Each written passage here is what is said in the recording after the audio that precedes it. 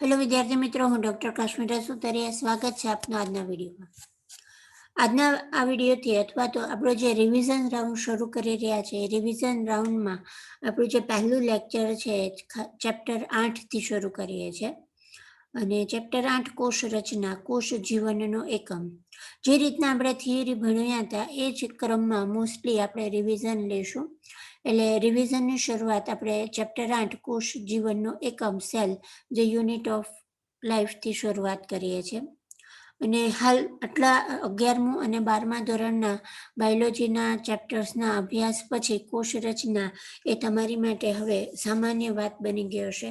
એટલે કે ઘણી બધી બાબતોનો, કોષની રચનાની ઘણી બધી બાબતોના વિવિધ ચેપ્ટર્સમાં ઉલ્લેખ થયેલા હોય એટલે હવે તમારી માટે જ્યારે 11મું શરૂ થયું ને ભણ્યા હતા અને હાલમાં એ બંનેમાં ઘણું તમને અત્યારે સહેલું લાગશે. અને બીજી ખાસ અગત્યની વાત કરી દઈએ કે આપણું આ રિવિઝન રાઉન્ડ છે એટલે ટેક્સ્ટબુકની લાઈન ટુ લાઈન નહીં, પણ ટેક્સ્ટબુકના જ મુદ્દાઓનો આપણે અભ્યાસ કરીશું. લાઈન ટુ લાઈન નહીં, પરંતુ એ જે ટેક્સ્ટબુક લાઇનિંગ્સ છે તેને એક પ્રોપર મુદ્દામાં આપણે ગોઠવ્યા છે અને તે રીતે આપણે તેનો અભ્યાસ કરીશું. અને વિડીયોના અંતે આખો જે ટોપિક આજના એક વિડીયોમાં તમે ભણશો એ વિડીયોનો તમને એક સારાંશ ચાર્ટ આપેલો છે. અને સારાંશ ચાર્ટ આપવાનો ઉદ્દેશ એ છે કે જ્યારે તમે સેકન્ડ કે થર્ડ રિવિઝન કરો તો ત્યારે તમારે ટેક્સ્ટબુક માટે અથવા તો બધા જ પેજ વાંચવા પડે એવું ન થાય.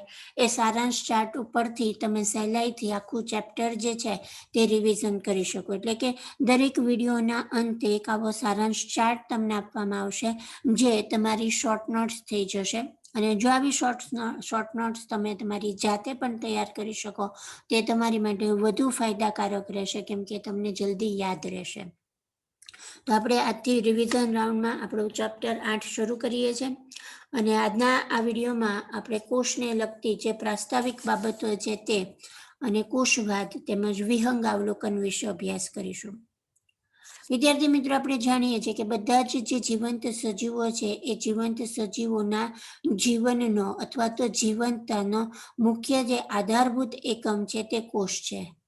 એટલે કે બધા જ સજીવોમાં કોષ છે તે ખૂબ જ અગત્યનો છે. તેના રચનામાં, તેની ક્રિયાઓમાં કોષ એ પાયાનો એકમ છે.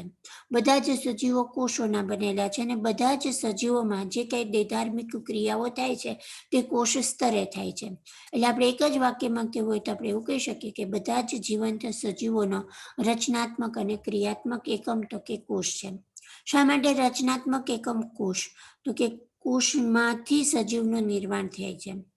જો સજીવ એક કોષી હોય તો તે એક કોષનો બનેલો હોય, પરંતુ જો તે બહુકોષી હોય તો ઘણા બધા કોષોનો બનેલો હોય છે. બહુકોષી સજીવનું જે દૈહિક આયોજન આપણે જોઈએ તો બહુકોષી સજીવમાં ખરેખર કોઈ એક કોષ છે તે વિભાજન પામી અને કોષ સમૂહની રચના કરે છે. એ કોષ સમૂહ વિભેદિત થઈ પેશીઓ બનાવે છે. પેશી તંત્રોની રચના થાય છે, અંગો, અંગતંત્રો, અને ત્યાર પછી તો કે બહુકોષી સજીવ દેહનું નિર્માણ થાય છે. તો આમ બહુકોષી સજીવ દેહ એ કોઈ એક કોષમાંથી જ બને છે. એક કોષી સજીવ આપણે કીધું તેમ તે એક જ કોષના બનેલા છે. અને એ કોષી સજીવોના ઉદાહરણ જોઈએ તો paramecium, amoeba, bacteria, yeast, Chlamydomonas, લીલ. બરાબર. પેરામિશિયમ, અમીબા જે છે તે પ્રજીવ સમુદાયના એક કોષી પ્રાણીઓ છે. બેક્ટેરિયા, યીસ્ટ, ફૂગ છે, ક્લેમિડોમોનાસ, લીલ છે. તો એ ઉદાહરણો યાદ રાખવા. આમ એકોષી સજીવો એ એક જ કોષના બનેલા છે અને આ એક જ કોષના બનેલા સજીવોની લાક્ષણિકતાઓ જો જોઈએ તો પહેલી લાક્ષણિકતા છે કે તેઓ સ્વતંત્ર અસ્તિત્વ ધરાવે છે. એક જ કોષ છે એટલે સ્વતંત્ર અસ્તિત્વ ધરાવે છે. તેને કાર્ય માટે અથવા તો ક્રિયાઓ માટે અન્ય ઉપર આધારિત રહેવાનું નથી, સ્વતંત્ર અસ્તિત્વ છે. અને જીવનના બધા જ આવશ્યક કાર્યો કરવા માટે સક્ષમ છે. એક જ કોષ છે, બરાબર. દેહ રચનામાં એક જ કોષ છે એટલે એ એક જ કોષ બધા જ કાર્યો કરતું હોય એ સજીવ એ બધા જ આવશ્યક કાર્યો કરવા માટે સક્ષમ હોય છે. કોષની વાત કરીએ આપણે તો કોઈ પણ સજીવ જીવંત સજીવ છે એ જીવંત સજીવનું અસ્તિત્વ કોષની સંપૂર્ણ રચના વગર શક્ય નથી. પછી એકકોષી સજીવ હોય કે બહુકોષી સજીવ હોય. અને અહીંયા હજુ પણ આપણે એમ કહેશું કે બહુકોષી સજીવના જીવનની શરૂઆત પણ એક જ કોષથી થાય છે અને એક કોષ એટલે કે યુગ્મનજ કોષ. અને બહુકોષી દેહ રચના જે છે તેનો પ્રત્યેક કોષ છે તે સજીવ દેહના નિર્માણની ક્ષમતા દર્શાવતો હોય છે, જેને ટોટીપોટેન્સી કહેવાય છે. યુગ્મનજની આપણે વાત કરીએ તો યુગ્મનજ છે તે સમભાજન પ્રકારે વિભાજન પામી અને ભ્રૂણની રચના કરે છે અને ત્યાર પછી આકાર જનન અંગ જનનની પ્રક્રિયા દ્વારા તો કે સંપૂર્ણ સજીવ દેહનું નિર્માણ થાય છે, જે આપણે પ્રજનન તંત્રના ચેપ્ટરમાં અભ્યાસ કરી ગયા. તો આમ કોઈ એક કોષ જે છે તે સંપૂર્ણ સજીવ દેહના નિર્માણની ક્ષમતા ધરાવે છે, જેને સંપૂર્ણ ક્ષમતા ટોટીપોટેન્સી કહેવાય. અને વનસ્પતિમાં પણ આવું શક્ય છે. જે પેશી સંવર્ધન છે, ટિશ્યુ કલ્ચર છે, એ આ સિદ્ધાંત ઉપર કાર્ય કરે છે. મૂળ પ્રકાંડ કે પર્ણનો કોઈ પણ કોષ જે છે તેને સંવર્ધન માધ્યમ ઉપર ઉછેરવામાં આવે તો સંપૂર્ણ વનસ્પતિ દેહનું ત્યાં નિર્માણ થતું હોય છે. એટલે આમ કોષની સંપૂર્ણ રચના વગર કોઈ પણ સ્વતંત્ર જીવ અથવા તો કોઈ પણ સજીવનું જીવન છે તે અસ્તિત્વ ધરાવી શકતું નથી. અને તેથી જ બધા સજીવ માટે કોષ જ મૂળભૂત રીતે રચનાત્મક અને ક્રિયાત્મક એકમ છે. અહીંયા A+R અથવા તો વિધાન પ્રકારનો MCQ બની શકે, જેને યાદ રાખવું. જીવંત કોષનું સંશોધન અને વર્ણન એન્ટોવન લ્યુવનહોકે કરેલું. તો તમે અહીંયા કેટલીક બુકમાં રોબર્ટ હુકનું પણ નામ છે. કોષનું અવલોકન અથવા તો કોષનું સંશોધન તો કે રોબર્ટ હુકે કર્યું હતું. તો રોબર્ટ હુક અને એન્ટોવન લ્યુવનહોક બંને અલગ વૈજ્ઞાનિકો છે અને બંને વાત સાચી છે. બંને કોષનું સંશોધન કરેલું છે, પરંતુ જે તફાવત છે તે માત્ર એક શબ્દનો છે અને એ શબ્દ એટલે અહીંયા જીવંત. રોબર્ટ હુકે જે કોષનું અવલોકન કર્યું અથવા તો જે કોષનું સંશોધન કર્યું તે ઓક વૃક્ષની છાલમાંથી કરેલું હતું.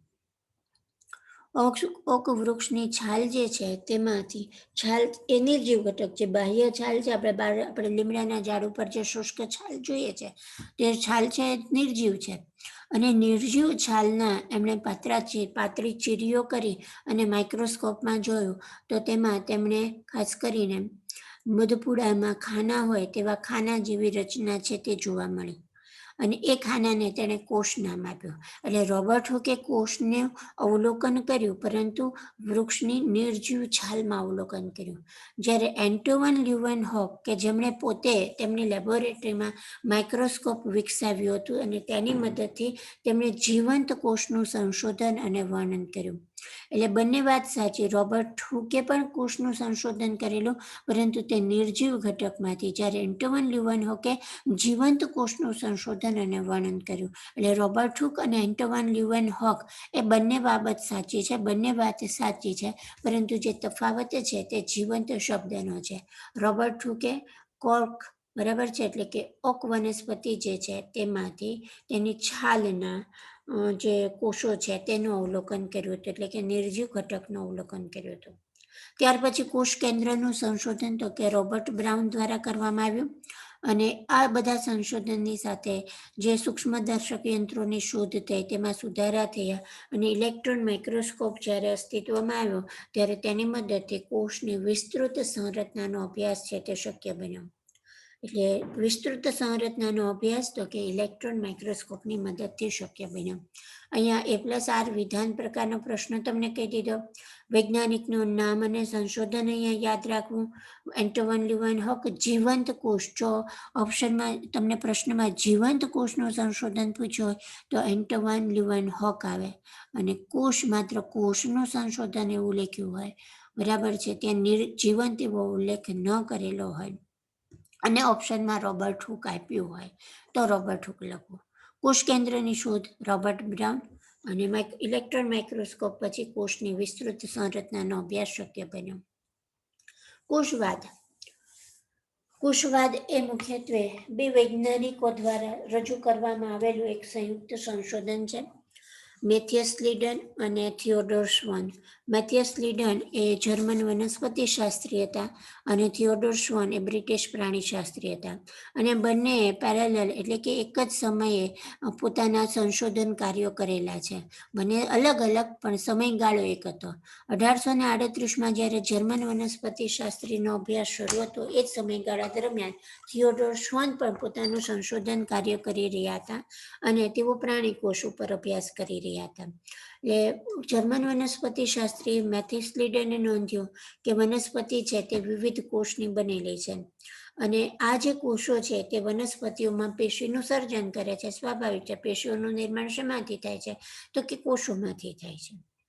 અને થિયોડોર શ્વાને જે પ્રાણી કોષનો અભ્યાસ કર્યો તેના ઉપરથી એવું નોંધ્યું કે કોષની બહારની બાજુએ પાતળું બાહ્ય પડ આવેલું છે, જેને આપણે અત્યારે શું કહીએ છીએ? તો કે કોષરસ પટલ કહીએ છીએ. અને આ પાતળા બાહ્ય પડની નોંધ ઉપરાંત થિયોડોર શ્વાને તેમના આ અભ્યાસની સરખામણી વનસ્પતિ પેશી સાથે પણ કરી અને તેના ઉપરથી તેમણે એવું પણ નોંધ્યું કે કોષ દિવાલ એ વનસ્પતિ કોષનું આગવું લક્ષણ છે. એટલે કે પ્રાણી કોષમાં પાતળું બાહ્ય પટલ છે, જેને આપણે કોષરસ પટલ કહીએ છીએ, જ્યારે વનસ્પતિ કોષમાં તો કે કોષ દિવાલ છે. ત્યાર પછી શ્વાને આ બંને સંશોધનોના આધારે પરિકલ્પના રજૂ કરી કે પ્રાણીઓ અને વનસ્પતિઓની શરીર રચના કોષ અને તેની નિપજોની બનેલી છે. ખાસ યાદ રાખજો કે સૌપ્રથમ શ્વાને કઈ પરિકલ્પના રજૂ કરી કે વનસ્પતિ અને પ્રાણી બંનેની દેહ રચના શેની થયેલી છે? તો કે કોષ અને તેની નિપજોથી બનેલી છે.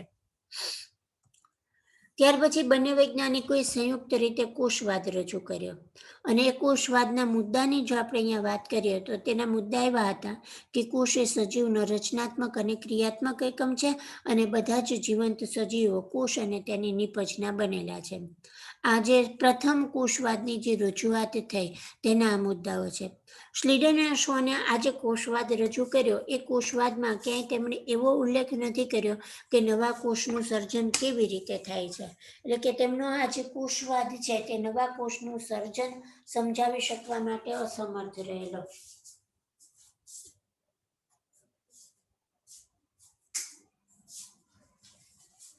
એટલે કે આ કોષવાદની મર્યાદા શું હતી? તો કે આ કોષવાદની મર્યાદા એ હતી કે તેઓ અથવા તો કોષવાદ નવા કોષોનું સર્જન કેવી રીતે થાય છે તે સમજાવી નથી શક્યો અને તેથી જ આ કોષવાદ છે તે અસ્વીકાર્ય રહ્યો. અને ત્યાર પછી રુડોલ્ફ વિર્શો જે છે તેમણે 1855માં આ કોષવાદની પરિકલ્પનામાં સુધારો કર્યો. એટલે કે કોષવાદમાં જે તથ્યો હતા એ તથ્યોમાં તેમણે જે તેની અસમર્થતા હતી અથવા તો તેની જે મર્યાદા હતી એ મર્યાદા દૂર કરી અને એ પરિકલ્પનામાં સુધારો કરી કોષવાદનું અંતિમ સ્વરૂપ રજૂ કર્યું. એ સુધારો શું હતો અથવા તો તેમણે એવું કયું સંશોધન આપ્યું કે જેના આધારે કોષવાદમાં તેઓ સુધારો કરી શકે? તો રુડોલ્ફ વિર્શોએ તેમના અભ્યાસના આધારે એવું સાબિત કર્યું કે નવા કોષો કેવી રીતે નિર્માણ પામે છે. મર્યાદા શું હતી કોષવાદની? કે નવા કોષોનું નિર્માણ સમજાવી શકતો નહોતો કોષવાદ. તો એ મર્યાદા રુડોલ્ફ વિર્શોએ દૂર કરી. તો એ મર્યાદા દૂર કરવા રુડોલ્ફ વિર્શોએ શું સમજાવવું પડે કે નવા કોષ કેવી રીતે નિર્માણ પામે છે?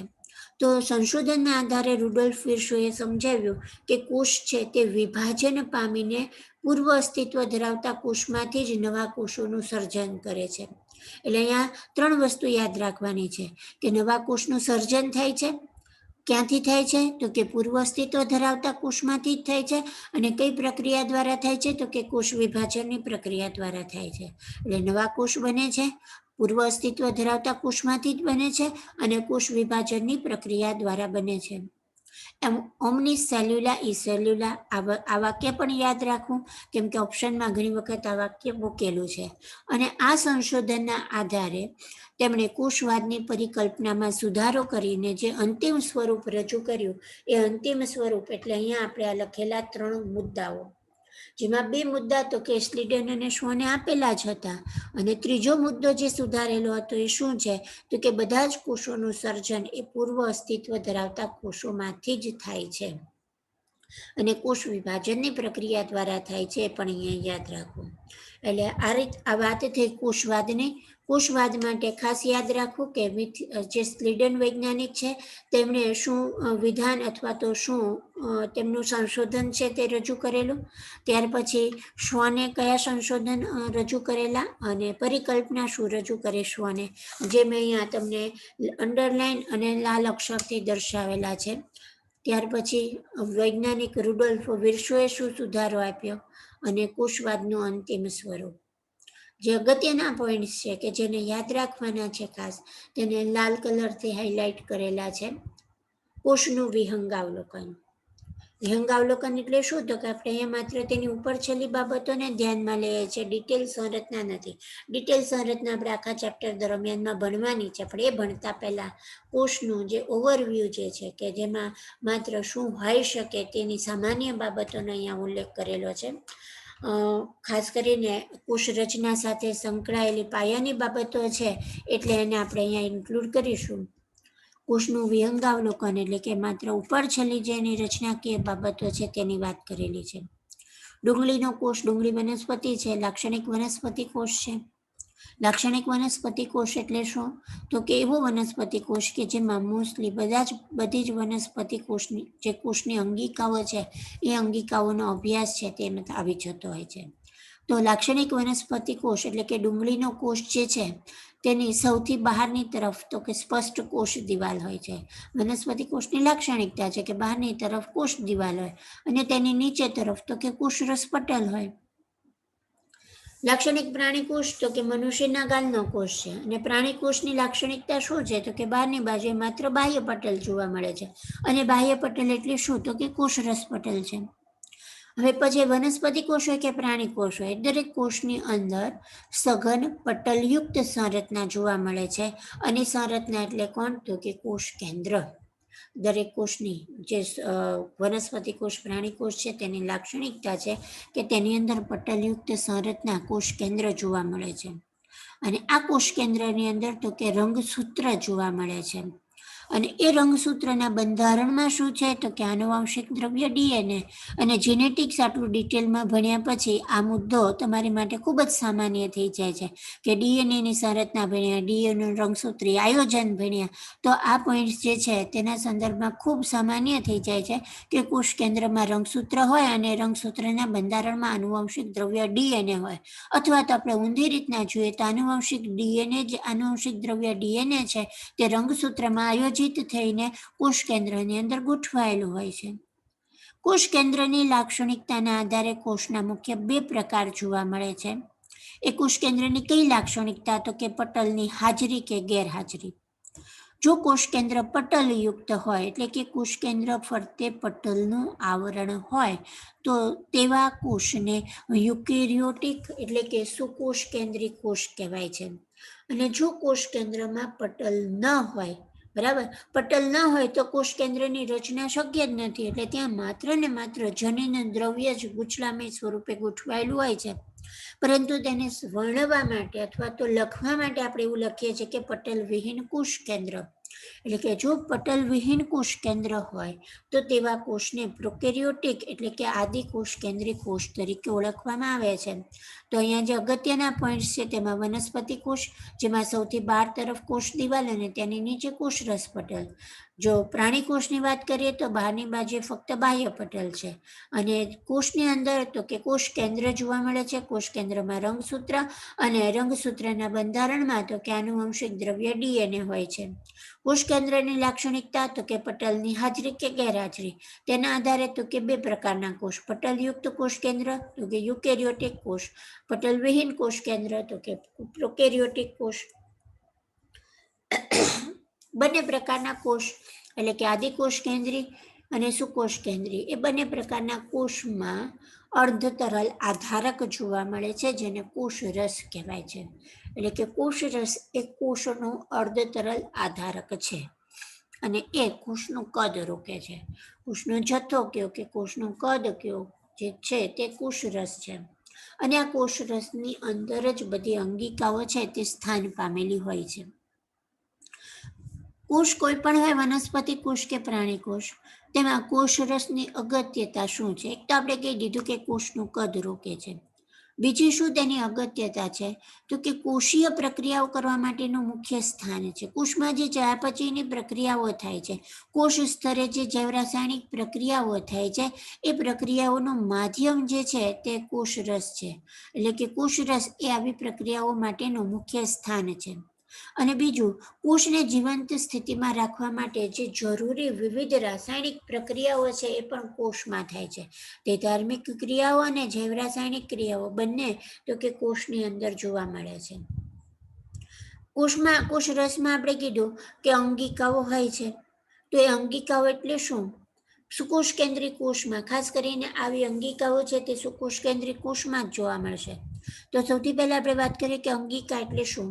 સુકોષ કેન્દ્રી કોષમાં કોષ કેન્દ્ર ઉપરાંત અન્ય ઘણી પટલમય સંરચના જોવા મળે છે, જેને અંગિકાઓ કહેવાય છે. અને આ પટલમય સંરચના એટલે કોણ, તો કે અંતઃકોષ રસજાળ, ગોલ્ગી કાય, લાઇસોઝોમ્સ, કણાભસૂત્ર, સૂક્ષ્મકાય, રસધાની આવી કોષ કેન્દ્ર સિવાયની પણ ઘણી જે પટલમય સંરચનાઓ છે તેને અંગિકા કહેવાય છે.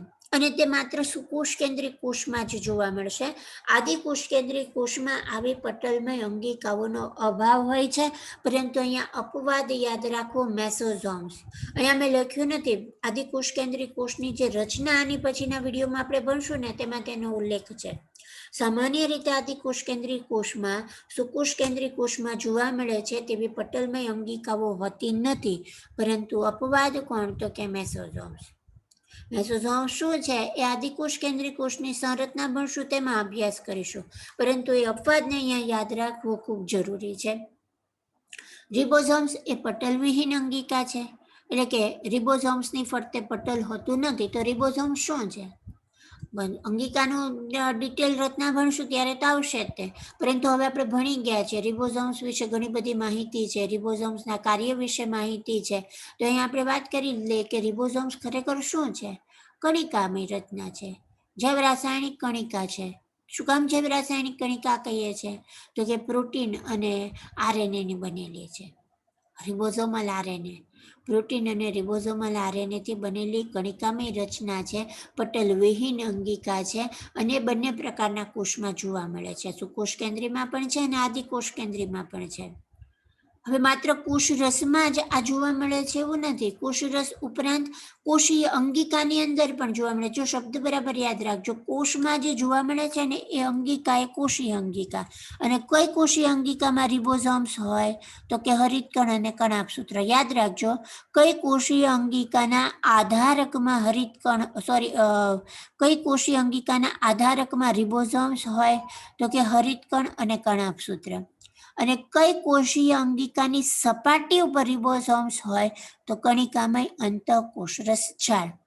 એટલે માત્ર કોષરસમાં જ રિબોઝોમ્સ હોય છે એવું નથી. કોષરસ ઉપરાંત હરિતકણ અને કણાભસૂત્રના આધારકમાં પણ હોય છે, અને કણિકામય અંતઃકોષરસ જાળની સપાટી ઉપર પણ જોવા મળે છે. તારા કેન્દ્ર એ માત્ર ને માત્ર પ્રાણી કોષમાં જોવા મળતી પટલવિહીન અંગિકા છે, અને તારા કેન્દ્ર એ કોષ વિભાજનમાં ખૂબ જ મદદરૂપ બને છે. કેવી રીતે કોષ વિભાજનમાં બની ગયા છે કે જે દ્વિધ્રુવીય ત્રાકનું નિર્માણ થાય છે અને રંગસૂત્રોની વહેંચણી થાય છે, તે વહેંચણી કરતા જે એકમો છે એ એકમો એટલે તારા કેન્દ્ર છે. એટલે એ પણ પટલવિહીન અંગિકા છે, અને તે માત્ર પ્રાણી કોષમાં જ જોવા મળે છે, વનસ્પતિ કોષમાં જોવા મળતી નથી. કોષની વિવિધતાની વાત કરીએ તો આ કદ, આકાર અને કાર્યની દ્રષ્ટિએ કોષમાં ખૂબ જ વિવિધતા જોવા મળે છે. કદની વાત કરીએ તો સૌથી નાનામાં નાનો કદનો કોષ છે તે માઇકોપ્લાઝમા 0.3 માઇક્રોમીટર. અહીંયા માઇક્રોમીટર છે, માઇક્રોનો સિમ્બોલ જે છે તે આવ્યો નથી પીપીટીમાં, બરાબર છે. એટલે અહીંયા મીટર એવું ન વાંચવું, માઇક્રોમીટર છે. 0.3 માઇક્રોમીટર. બેક્ટેરિયા 3 થી 5 માઇક્રોમીટર. અને શામૃગનું જે અંડકોષ છે તે સૌથી મોટો અલગીકૃત કરેલો કોષ છે. મનુષ્યના રક્તકણ છે તે 7 માઇક્રોમીટર વ્યાસ ધરાવે છે. તો આ કોષના કદની વાત કરી. ચેતાકોષ એ સૌથી લાંબો કોષ છે. ચેતાકોષ એ ચેતાતંત્રનો મુખ્ય જે એકમ છે, અને ખાસ કરીને એ ઉર્મિ વેગના વહન સાથે સંકળાયેલી રચના છે. આમ જોઈએ તો આપણા શરીરનું વાયરિંગ કહેવાય, કે જેમાં જે સંવેદનાનું વહન છે તે આ કોષની મારફતે થાય છે. એટલે એ લાંબોમાં લાંબો કોષ છે. આકારમાં વિવિધતા જોવા મળે છે. ચપટા બિંબ જેવા આકાર છે, બહુકોણીય છે, સ્તંભાકાર છે, ઘનાકાર છે, તંતુમય છે કે અનિયમિત આકારના છે. અને કાર્યો પણ જુદા જુદા દર્શાવે છે. સ્ત્રાવનું કાર્ય કરે છે, સંગ્રહનું કાર્ય કરે છે, પ્રકાશ સંશ્લેષણનું કાર્ય કરે છે, વાત વિનિમયનું કાર્ય કરે છે. તો આમ કાર્યો પણ જુદા જુદા કરે છે. આધાર આપવાનું કાર્ય કરે છે. બેઝલ બોડીનું નિર્માણ એટલે કે તલકાયનું નિર્માણ કરતા હોય. કાર્યો પણ જુદા જુદા કરે છે. એટલે આમ કોષોનો જે આકાર છે તે મુખ્યત્વે તેના કાર્યો અનુસાર પણ જુદો જુદો હોઈ શકે. એટલે આકાર જે છે કઈ બાબત ઉપર આધારિત હોઈ શકે, તો કે કાર્ય ઉપર આધારિત હોઈ શકે. તો આમ કોષમાં ખૂબ જ વિવિધતા જોવા મળે છે. દરેક કોષ અંગિકાઓની બાબતમાં સમાનતા હોય, કોઈ એકાદે અંગિકા હાજરી કે ગેરહાજરી હોઈ શકે, પરંતુ કદ, આકાર અને કાર્યની બાબતમાં તો કે કોષમાં ખૂબ જ વિવિધતા જોવા મળે છે. તો અહીંયા આપણે આ વાત કરી કોષ રચના સાથે સંકળાયેલી કેટલીક સામાન્ય બાબતોની, બરાબર છે. કોષવાદની વાત કરી અને એમાં જે કાંઈ અગત્યના મુદ્દા છે તેને કાં તો અંડરલાઈન કરીને અથવા તો લાલ કલરના ફોન્ટથી હાઇલાઇટ કરેલા છે, જે તમારે ખાસ ધ્યાનમાં લેવા આ ટોપિક પૂરતા. અત્યારે આજના વિડીયોમાં આપણે જે કાંઈ પોઈન્ટ્સને કવર કર્યા છે તેમાં એ જે અગત્યના પોઈન્ટ્સ છે તેને આ રીતના હાઇલાઇટ કરેલા છે. અને આપણે કીધું તેમ વિડીયોમાં અથવા તો આપણે જે થિયરી છે, થિયરીના અંતે સારાંશ ચાર્ટ આપેલો છે, અને સારાંશ ચાર્ટમાં સૌથી પહેલા કોષની જે સામાન્ય રચના છે તેનો ચાર્ટ છે, પછી કોષવાદનો ચાર્ટ છે, અને ત્યાર પછી કોષના વિહંગાવલોકનનો ચાર્ટ છે. એ ચાર્ટમાં કેવી રીતે તમારે તેને યાદ રાખવાનું છે એની હું વાત કરી દઉં તમને સહેજ. કોષ એ પાયાનો એકમ છે, બરાબર. જીવંત સજીવોનો પાયાનો એકમ છે. સૌથી પહેલા જીવંત કોષનું અવલોકન અને વર્ણન તો કે એન્ટો વન લ્યુવેનહોકે કરેલું. કોષ બે પ્રકારના હોઈ શકે, એકકોષી કે બહુકોષી. એકકોષી કોષ જે છે તેની ક્ષમતા જોઈએ તો સ્વતંત્ર અસ્તિત્વ ધરાવે છે અને જીવનના બધા જ આવશ્યક કાર્યો કરે છે. બહુકોષી સજીવ આપણે કહી દીધું કે તેના જીવનની શરૂઆત પણ એક જ કોષથી થાય છે, અને તે યુગ્મના જ કોષ છે. ટોટીપોટેન્સીની આપણે ત્યાં વાત કરી, ટેક્સ્ટ બુકમાં તેનો ઉલ્લેખ નથી, પરંતુ અહીંયા એ અગત્યની વાત છે એટલે આપણે અહીંયા વાત કરી દીધી. તો આજે કોષની જે શરૂઆતની વિગત પ્રસ્તાવના આપેલી છે તેનો સારાંશ ચાર્ટ. ત્યાર પછી કોષવાદની વાત કરીએ તો કે સ્લીડન અને શ્વન વૈજ્ઞાનિકોએ સંયુક્ત રીતે કોષવાદ આપેલો. મેથ્યુ સ્લીડન કે જે વનસ્પતિ શાસ્ત્રી હતા, અને તેઓએ દર્શાવ્યું કે વનસ્પતિઓ વિવિધ કોષોની બનેલી છે જે વનસ્પતિ પેશીઓનું સર્જન કરે છે. થિયોડોર શ્વને અવલોકન કર્યું કે કોષની બહારની બાજુ, તેમણે પ્રાણી કોષોનો અભ્યાસ કર્યો, અને પ્રાણી કોષની બહારની બાજુ, અહીંયા પ્રાણી કોષ એવો શબ્દ, પ્રાણી શબ્દ ઉમેરી દેશો. પ્રાણી કોષની બહારની બાજુ પાતળું બાહ્ય પડ આવેલું હોય છે, અને તેમના આ જે સંશોધન છે તેની સરખામણી તેમણે વનસ્પતિ પેશી સાથે કરી, અને તેમણે કીધું કે વનસ્પતિ કોષની ફરતે કોષ દિવાલની હાજરી એ તેનું આગવું લક્ષણ છે. તેમના આ સંશોધનોના આધારે તેમણે કોષવાદ આપ્યો, પરંતુ કોષવાદ નવા કોષોનું સર્જન કેવી રીતે થાય છે તે સમજાવવા અસમર્થ હતો. એટલે તેનો સુધારો તો કે રુડોલ્ફ વિર્શોએ કરેલો, અને રુડોલ્ફ વિર્શોએ સંશોધનના આધારે સુધારો કરી અને કોષવાદની પરિસંકલ્પનામાં સુધારો કરી અંતિમ સ્વરૂપ રજૂ કર્યું. અને એ સુધારો શું હતો તો કે જે નવા નિર્માણ પામતા કોષો છે તે કોષ વિભાજનની પ્રક્રિયા દ્વારા પૂર્વ અસ્તિત્વ ધરાવતા કોષોમાંથી જ નિર્માણ પામે છે. ઓમનિસ સેલ્યુલા ઈ સેલ્યુલા. અને રુડોલ્ફ વિર્શોએ સુધારો આપ્યા બાદ જે કોષવાદના મુદ્દા છે તેની નોંધ અહીંયા કરી દીધેલી છે કે બધા જ જીવંત સજીવો કોષ અને તેની નિપજના બનેલા છે. કોષોનું સર્જન પૂર્વ અસ્તિત્વ ધરાવતા કોષમાંથી વિભાજન દ્વારા થાય છે, અને કોષ સજીવનો રચનાત્મક અને ક્રિયાત્મક એકમ છે. કોષોનું વિહંગાવલોકન, તો મુખ્ય ધ્યાનમાં લેવાના જે પોઈન્ટ્સ છે તેમાં કોષ કેન્દ્ર અને અર્ધતરલ આધારક કોષરસ. કોષ કેન્દ્ર બે પ્રકારના, પટલયુક્ત, પટલવિહીન. પટલયુક્ત કોષ કેન્દ્ર હોય તો યુકેરિયોટિક એટલે કે કોષ કેન્દ્રી કોષ, પટલવિહીન કોષ કેન્દ્ર હોય તો પ્રોકેરિયોટિક એટલે કે આદિ કોષ કેન્દ્રી કોષ. કોષની અંદર અર્ધતરલ આધારક એટલે કે કોષરસ છે. એની લાક્ષણિકતા કોષનું કદ રોકે છે, કોષીય પ્રક્રિયાઓ કરવા માટેનું મુખ્ય સ્થાન છે, જીવંત સ્થિતિમાં રાખવા જરૂરી વિવિધ રાસાયણિક પ્રક્રિયાઓ પણ તેમાં જ થાય છે. અંગિકાઓ છે કોષરસની અંદર, બે પટલમય અંગિકાઓ, પટલવિહીન અંગિકાઓ. પટલમય અંગિકાઓ આદિકોષ કેન્દ્રીય કોષમાં અભાવ હોય છે, સુકોષ કેન્દ્રીય કોષમાં હોય છે. અને સુકોષ કેન્દ્રીય કોષમાં જે પટલમય અંગિકાઓ જોવા મળે છે તે કોષ કેન્દ્ર તો છે, તે ઉપરાંત અંતઃકોષરસ ઝાડ, કણાભસૂત્ર, હરિતકણ, બરાબર, ગોલ્ગી કાય, આ બધી લાઇસોઝોમ્સ, એ બધી પટલમય અંગિકાઓ છે.